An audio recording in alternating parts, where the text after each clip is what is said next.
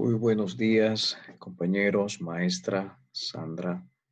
Eh, es un placer volver a estar con ustedes para exponer del grupo 3 que nos ha tocado hablar acerca del importante libro del Evangelio, de los Evangelios, como es el libro de Lucas, el grupo número 3 conformado por el pastor José Tena, Yamil Cárdenas, Luis Suárez, el pastor John Jairo y la pastora Mónica, que ha sido nuestra líder juntamente conmigo. Nos toca hablar sobre este interesante libro del Evangelio, acerca, en mi caso me ha tocado hablar sobre los orígenes del Evangelio del libro de Lucas. Bueno, una de las cosas importantísimas que sabemos acerca de este autor es que el nombre tiene mucho que ver cómo Dios lo usó a este hombre llamado Lucas. Su nombre pues nos enseña esto, que significa luminoso. Iluminado viene el latín luce, que es igual a luz. Se dice que el doctor Lucas pues era gentil de nacimiento, un hombre bien educado en la cultura griega, un doctor de profesión. También se habla de que era compañero de Pablo, fue en varias oportunidades, desde su segundo viaje misionero hasta su encarcelamiento final allá en Roma, ¿no? Un amigo leal que permaneció con el apóstol luego que otros lo abandonaran. Esto lo encontramos en el libro de Segunda de Timoteo 4:11, porque que nos narra pues todo esto tan importante que dice pues acerca de este hombre, ¿no? Segunda Timoteo 4:11 lo voy a leer. Permítanme un momentito. Dice así, solo Lucas está conmigo, toma a Marcos y tráele contigo, porque me es útil para el ministerio, ¿no? Ahí habla del doctor Lucas. Se dice que pues en su tierra natal tal vez se sugiere lugares como Antioquía de Siria y Filipos. Lucas es el primer historiógrafo cristiano, lo que sin duda trató de compaginar como volumen 1 y 2 de su obra. Ha sido separado de raíz del deseo de la iglesia primitiva de incluir este evangelio con nosotros tres. Los autores modernos han tratado de recobrar la intención original del escritor, hablando de su obra como Lucas Hechos.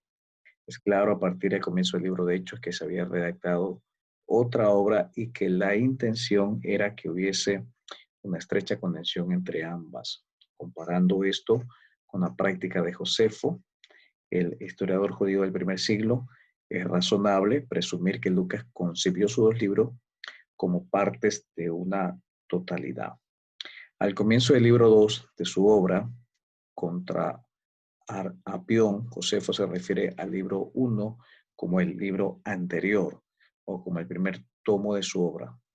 Lucas, consciente del hábito que tenían los historiadores del periodo helenístico, adaptó su propia escritura a este modelo. El Evangelio de San Lucas, pues, hablando de su redacción, eh, fue pues hecho por este compañero del viaje del apóstol San Pablo, unos 50 años después de la muerte del Señor Jesucristo, y originalmente formaba parte, como ya mencioné momentos atrás, acerca del libro Los Hechos de los Apóstoles. Lucas no era de origen judío y su obra estaba dirigida ante todos los cristianos que, como él, provenían del mundo pagano. En el prólogo de su evangelio se referencia al proceso de predicación, de transmisión oral y de redacción que precedió a la composición definitiva de los evangelios. Hablando también de los orígenes, el evangelio de San Lucas es el más extenso de los evangelios y también es de expresión, composición literaria más culta y elegante debido a la preparación cultural de su autor.